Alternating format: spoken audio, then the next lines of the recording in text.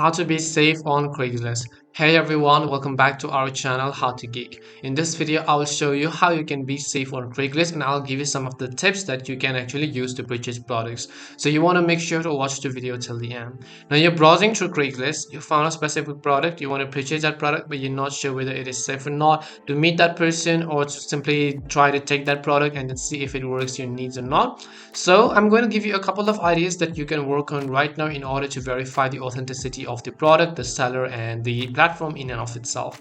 So let's say that you're browsing and then you find a specific product, right? So I'll just go ahead and open up this specific product and then you're not sure whether this is an authentic product or not. The very first thing you have to do is simply ask questions by replying by clicking on the reply option on the top left. The other thing you can do is in other platforms we had the option to actually view the whatever other ads the seller has actually posted, which means that if you see a specific ad from a seller, you'll also be able to see other ads from that seller, and if that seller is authentic then you'll most likely find other ads in their profile as well. But on Craigslist we cannot view the profile of the seller, as you could clearly see. Now the other thing I would recommend you do is whenever you're trying to meet that person to view that specific product or whether they're trying to get it delivered to you, I always recommend you to meet them in public places where maybe some kind of securities are always available for you, and just make sure to do not meet them in some kind of private place or any of the malls and so on, and see if that helps you solve your problem.